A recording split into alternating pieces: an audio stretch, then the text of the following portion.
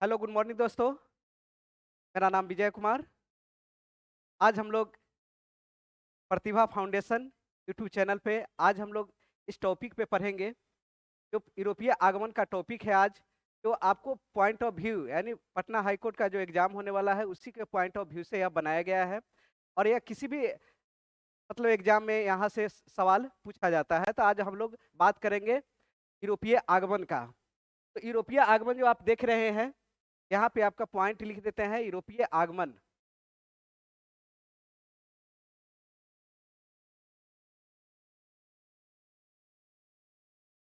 ये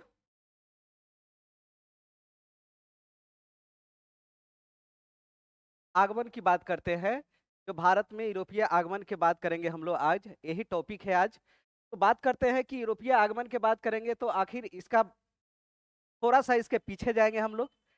यूरोपीय आगमन की बात करेंगे कि इसका वजह क्या रहा है। थोड़ा सा हम इसको देखेंगे बैक में।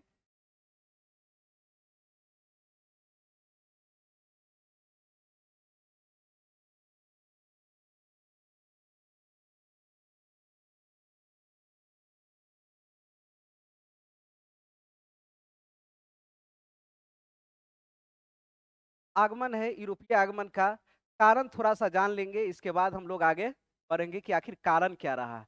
एक साम्राज्य है जिसका नाम है दुनिया का पतन, तो उसका बात करेंगे।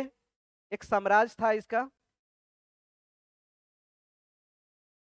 टाइन। ये टाइन साम्राज्य की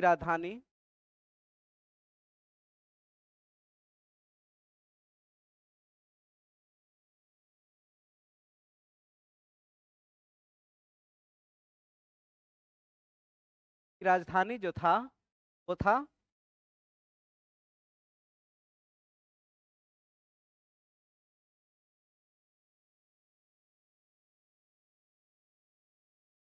का 1453 ईस्वी में।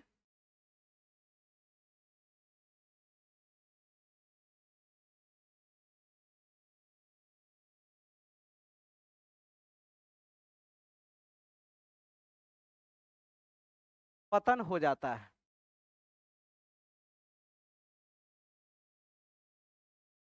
दोस्तों यहाँ क्या है कि यह बिजेंटाइन साम्राज्य का जो राजधानी होता है कुस्तुनिया जो होता है, वो क्या होता है, इसका पतन हो जाता है 1453 ईस्वी में। पतन हो जाता है। इस पर किसका शासन हो जाता है?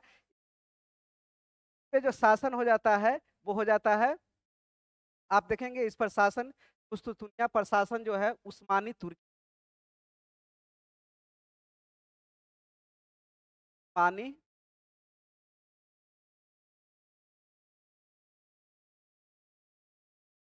का शासन हो जाता है। शासन हो जाता है।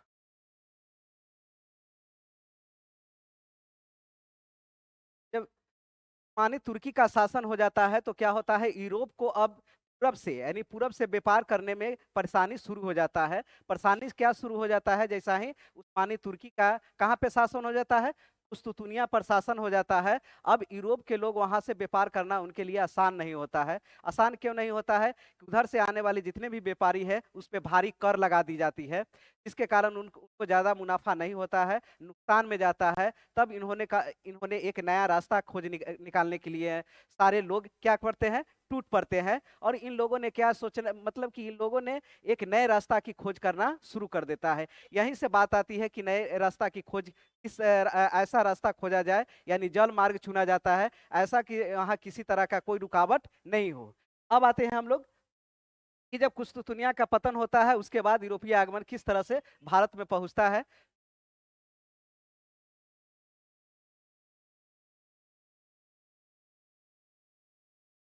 अब देखेंगे यहाँ पे कि यूरोपीय आगमन में यहाँ बात करेंगे कि यहाँ स्पेन है।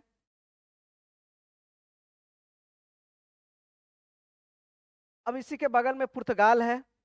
अब पुर्तगाल जो है, पुर्तगाल से क्या करता है कि सबसे पहले बात करेंगे कि स्पेन से कौन चलता है, कोलंबस के बात करते हैं। तो कोलंबस जो है यहाँ से शुरू करता है, कोलंबस के बात करेंगे।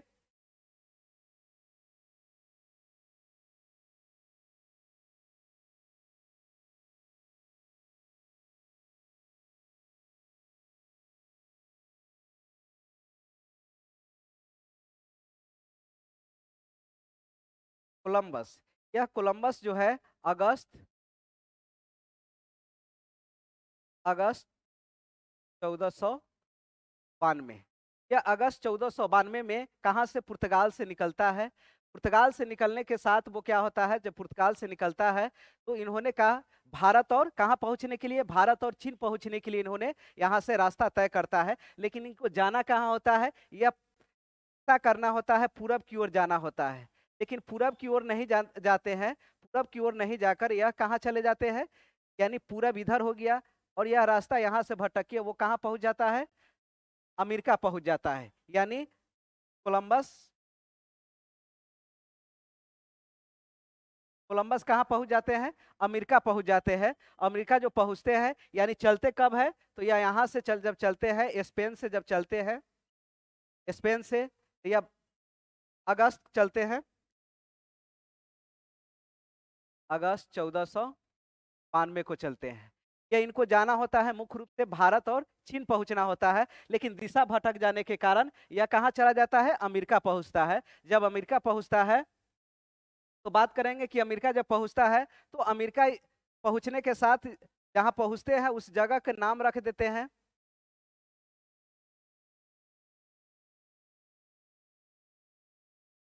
गुआना हानी द्वीप।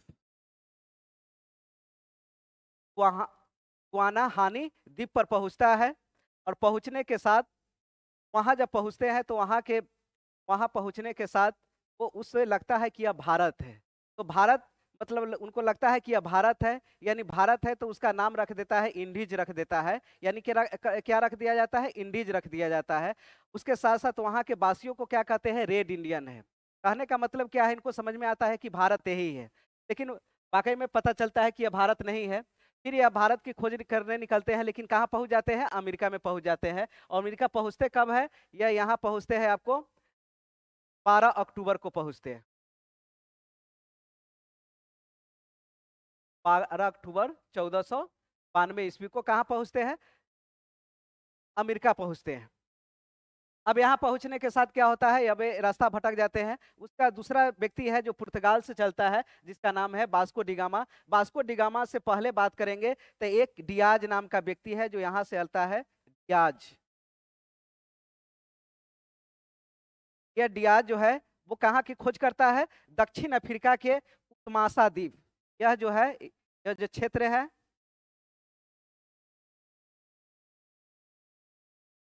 मासा अंतरिप अंतरिप, यह जो यहाँ पहुंचता है, कौन पहुंचता है, डियाज पहुंचता है। कब पहुंचता है, 1488 ईस्वी में पहुंचता है।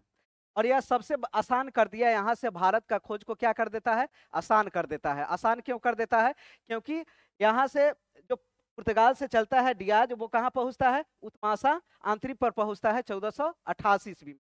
जब 1488 ईस्वी में यहाँ पहुंचते हैं तो यहाँ से आने वाले जो भी नाविक है, चाहे जो भी मतलब खोज करता है, उनको भारत में आने के लिए आसान कर देता है। इसके बाद दूसरा व्यक्ति आता है जो जिसको नाम है, क्या है, बास्को डिगामा।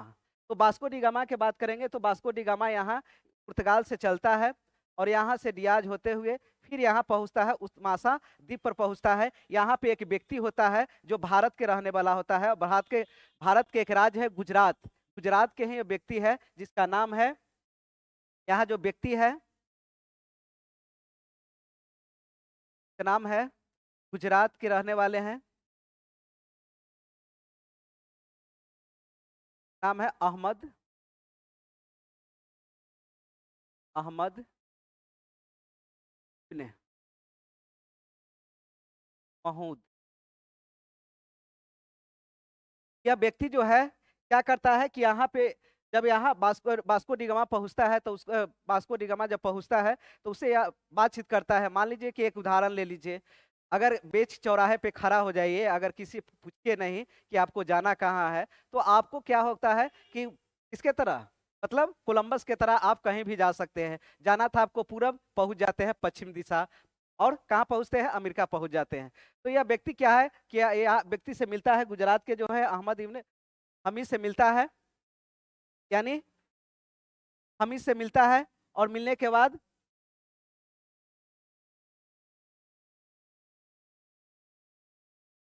यह हमीद से मिलता है और मिलने के बाद क्या होता है कि मिलने के बाद इसे बातचीत करता है कि हमें भारत जाना है।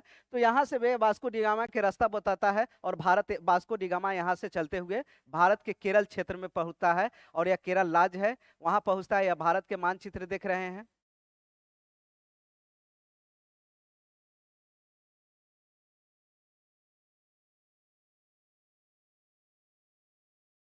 यह भारत है। भारत है, भारत के कहाँ पे पहुंचता है? केरल में पहुंचता है।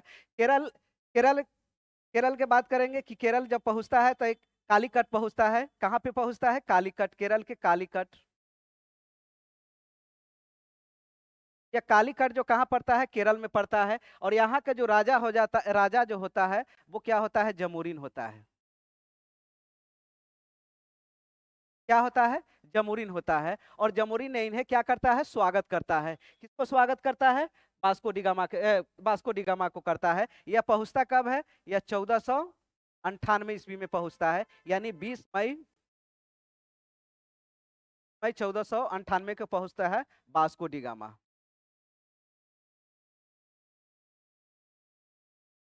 वास्को डी गामा पहुंचता कब है? 14 मई 1498 ईस्वी को केरल पहुंचता है। केरल के कालीकट पहुंचता है, जहां जमोरी ने इन्हें क्या करता है? स्वागत करता है। और जब यह रिटर्न जाते हैं तो अपने यहाँ से क्या ले जाते हैं? काली मिर्च ले जाते हैं। रिटर्न जाने के बाद इन्हें क्या ले जाता है? काली मिर्च ले जाते हैं। और काली मिर्च ले जाने के साथ इन्हें क्या होता है कि अपने पूरी यात्रा में इतना खर्च हुआ है, सारा काट करके इन्हें 60 गुना मुनाफा होता है। कितना गुना मुनाफा होता है? 60 गुना मुनाफा होता है। यानी सोचिए कि जो इतना सामान मतलब यहाँ से ले जाने के बाद, यानी पूरी यात्रा में जितना भी जो काट करके उन्हें कितना मुनाफा होता है? 60 गुना मुनाफा होता है। इस तरह से भारत में इसके बाद नई दुनिया की खोज होती है। नई दुनिया की खोज का मतलब होता है समुद्री मार्ग से नई दुनिया की खोज होता है। अमेरिका के बारे में लोग नहीं जानता था, अमेरिका के बारे में जानता है। इसलिए कहा जाता है कि नई दुनिया की खोज होता है, बहुत सारे देश। उसके बाद बात करेंगे तो यहाँ पे देख रहे हैं ऑस्ट्रेलिया, देख रहे हैं ऑस्ट्रेलिया का खोज कैप्टन कुक ने करता है। कहाँ के? ब्रिटेन के रहने वाले हैं। उसके बाद इसी के नीचे देखेंगे न्यूजीलैंड है। न्यूजीलैंड के खोज किसने करता है? न्यूजी तस्मान करता है। तो इस तरह से अन्य देशों की खोज करता है और यह यूरोप के लोगों ने पूरी दुनिया को मतलब ढूंढ निकालता है समुद्र के रास्ता से। और यह एक क्या है? व्यापारिक केंद्र बन जाता है और धीरे धीरे व्यापार करने के दृष्टि से आर्थिक मतलब लाभ के लिए यह खोज किया जाता है। लेकिन धीरे धीरे यह क्या होता है कि यूरोप के लोगों ने दूसरे देशों पर क्या करना शुरू कर देता है? धीरे धीरे कब्जा करना शुरू कर देता है। तो आगे हम लोग पढ़ेंगे कि उसके बाद कौन कौन सा आया। आपको तो यहाँ तक समझ में आ गया होगा कि पहला क्या है कि दो व्यक्ति मुख्य रूप से नाम आता है। मतलब कहा जाता है कि दुनिया की खोज में दो व्यक्ति का महत्वपूर्ण योगदान है। एक दूसरा है, पहला है कोलंबस का, दूसरा है वास्को डी गामा का। ठीक, अब आते हैं तो यहाँ देख रहे हैं कि वास्को डी गामा जो है वो क्या करता है कि यहाँ से मासा द्वीप आता है, अंतरिक्ष द्वीप आता है। यहाँ से पहले डियाज आता है, वो दक्षिण अफ्रीका के दक्षिणी बिंदु खोज करता है, जिस बिंदु के बोले हैं। यहाँ से वास्को डी गामा का रास्ता आसान हो जाता है। उसके बाद बात करेंगे हम लोग कोलंबस का। तो कोलंबस के देख रहे हैं कि यह चला था भारत और चीन की खोज में, लेकिन वो क्या होता है? दिशा भटक जाने के कारण यह, यानी जाना था पूरब दिशा में लेकिन यह पश्चिम दिशा में चला जाता है और कहाँ पहुंच जाता है? अमेरिका पहुंच जाता है। तो इस तरह से आपने देखा है। आगे हम लोग स्लाइड में देखेंगे।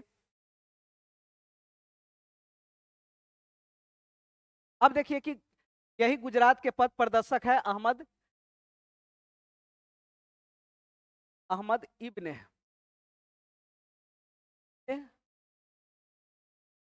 मजीद। यह जो है, यह मतलब कि जो व्यक्ति है वो क्या करता है? वास्को डी गामा को रास्ता बताता है कि आप यहाँ से जाइए, आप आसानी से इस तरह से सीधे चला जाइए, आप भारत पहुंच जाएंगे। तो इस तरह से उन्हें क्या कहा जाता है? पथ प्रदर्शक कहा जाता है। इन्हें दिशा बताने वाला, रास्ता बताने वाला कहा जाता है। उसके बाद बोलेंगे कि यह जो है 20 मई को क्या है? 1498 ईस्वी को बंदरगाह कालीकट पहुंचता है, बताए ही है। उसके बाद कालीकट का शासक कौन होता है? जमोरिन होता है। जमोरिन जिसको क्या करते हैं? मतलब कि वास्को डी गामा को स्वागत किया था। के साथ साथ बात करेंगे कि काली मिर्च के व्यापार से 60 गुना मुनाफा कमाता है। मतलब क्या है कि यह वास्को डिगामा जब भारत से रिटर्न होता है तो यह काली मिर्च ले जाता है, जहां यूरोप के बाजारों में बेचने के साथ उन्हें कितना होता है, 60 गुना मुनाफा होता है। उसके बाद यह 1505 ईस्वी में, इसके जाने के साथ 1505 ईस्वी में फ्रांसिसियो द अल्मीडा भारत में प्रथम पुर्तगाली के रूप में यहाँ आता है। कौन आता है? अल्मीडा आता है। यह अल्मीडा कब आता है? यह 1505 ईस्वी में कौन आता है? अल्मीडा आता है। ठीक ना? यह क्या बन के आता है? वायसराय बन के आता है। तो वायसराय बन के आता है 1505 ईस्वी में, वायसराय या गवर्नर बनकर भारत आता है। ठीक ना? अल्मीडा आने के साथ यह ब्लू वाटर पॉलिसी अपनाता है, शांत जल की नीति अपनाता है और हिंद महासागर में अपना क्या जमाना चाहता है? प्रभुत्व स्थापित करना चाहता है। कहने का मतलब क्या है कि इन्होंने क्या करता है कि शांत जल का नीति यानी ब्लू ब्लू वाटर पॉलिसी जो देख रहे हैं, इनका मकसद क्या था कि मतलब हिंद महासागर में अपने शक्ति को क्या करना? बढ़ाना। शक्ति के क्यों बढ़ाने का? क्योंकि जो अधिकांश व्यापारी का केंद्र था वो कालीकट से होता था या समुद्र मार्ग से होता था। तो समुद्र में क्या क्या कर रहा था कि इन्होंने क्या कहा कि दक्षिण भारत में अगर मतलब आर्थिक दृष्टि से मतलब समुद्र में क्या करना चाह रहा था? प्रभुत्व जाना चाह रहा था, नौसेना को बढ़ाना, मतलब कि उस मतलब कि तटीय इलाका में मतलब अपने वर्चस्व को बढ़ाना ताकि हम ज्यादा से ज्यादा मुनाफा कमा सके। आर्थिक क्षेत्र मानते थे इन्हें, जहां से व्यापार हुआ करता था। अब आते हैं अल्मीडा के बाद जो आता है व्यक्ति, अल्मीडा के बाद जो बता आता है अल्बुकर्क आता है, जो 1509 ईस्वी में आता है भारत। ये भी गवर्नर बनकर आता है। किसके बाद? यानी पहला कौन आया था? अल्मीडा आता है गवर्नर वायसराय बनकर। उसके बाद कौन आता है? अल्बुकर आता है। और अल्बुकर को कहा जाता है, यह 1510 ईस्वी में बीजापुर बीजापुर को क्या करता है? जीत लेता है। और वहां के शासक होता है आदिल शाह होता है। यहाँ के शासक जो होता है आदिल शाह होता है, गोवा का यूसुफ आदिल शाह होता है। यानी यहाँ का शासक जो होता है आदिल शाह होता है, जो गोवा गोवा को अपने क्या करता है? गोवा को छीन कर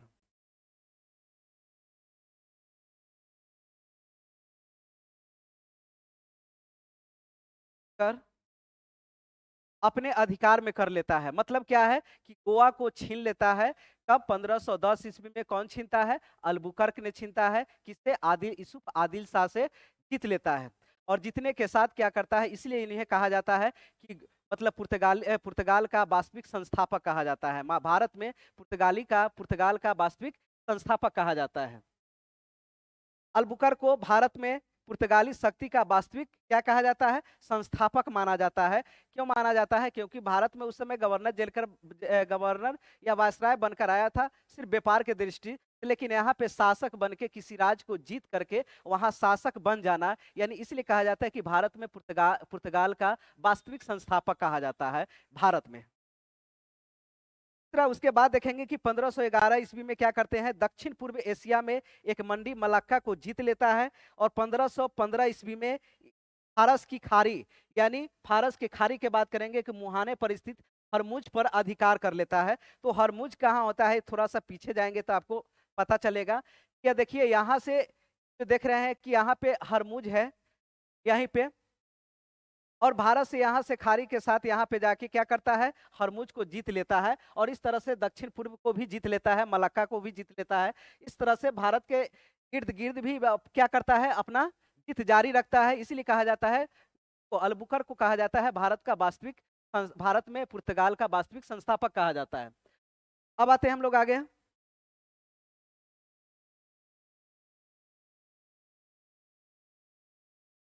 अब उसके बाद देखेंगे कि अल्बुकर के बाद प्रमुख रूप से गवर्नर बन के आता है नीनो डी कुन्हा आता है।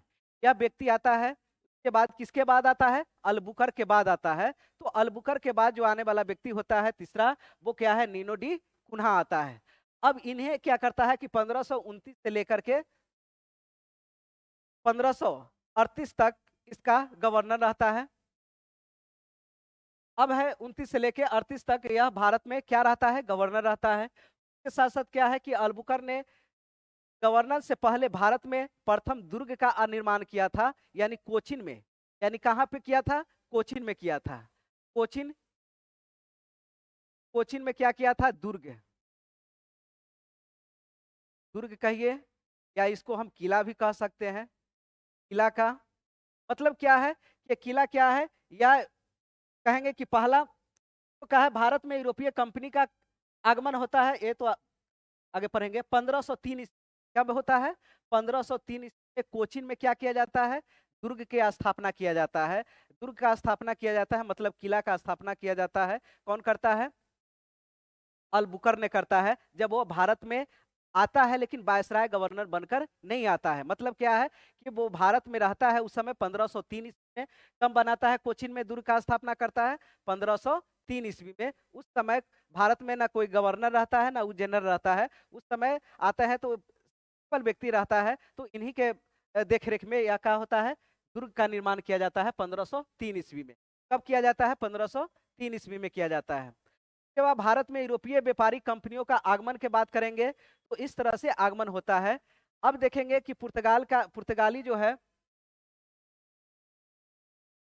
अब यहाँ क्रम वाइज इधर उधर है जो हम लोग बात करेंगे, तो इसमें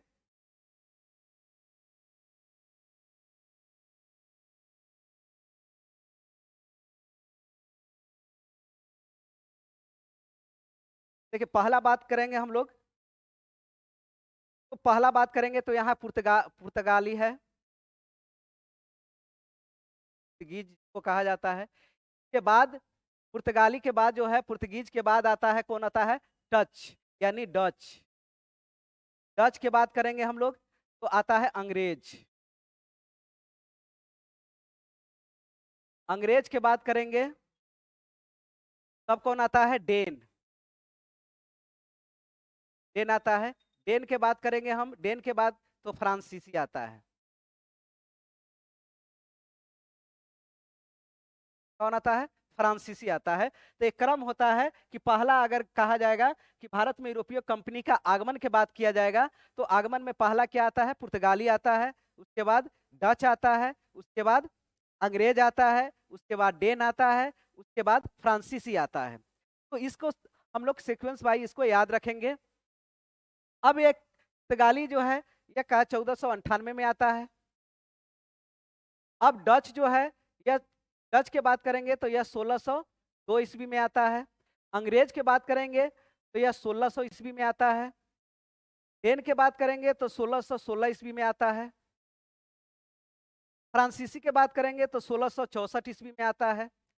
तो अब यह डेट जो मालूम हो गया, तो अब कहेंगे कि अब बात करेंगे कि यह कंपनी की स्थापना के क्रम से क्या है।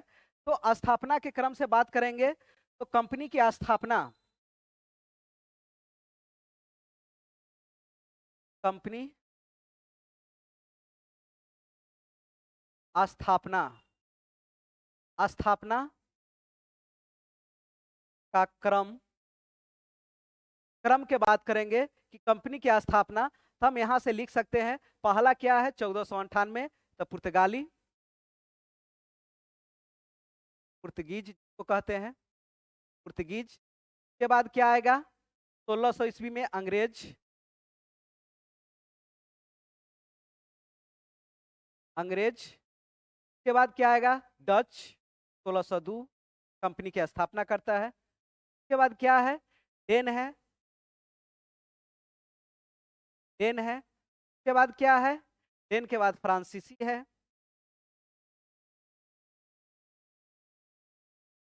फ्रांसीसी है। अब आपको समझ में आ गया होगा ये सीक्वेंस, यानी इसको भी लिख सकते हैं 1498, 1498 को लिख सकते हैं 1600, तो डच को लिख सकते हैं 1600, तो डेन को लिख सकते हैं 1616, और इसको लिख सकते हैं 1664।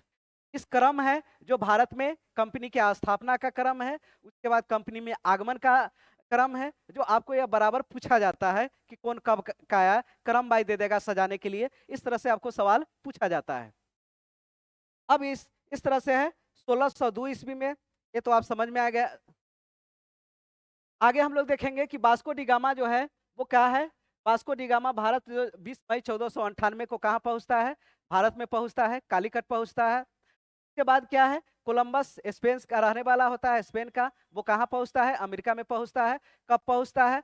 1492 ईस्वी को पहुंचता है, अक्टूबर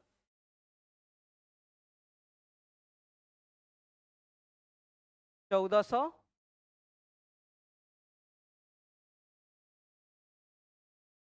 1492 ईस्वी को, यानी 12 अक्टूबर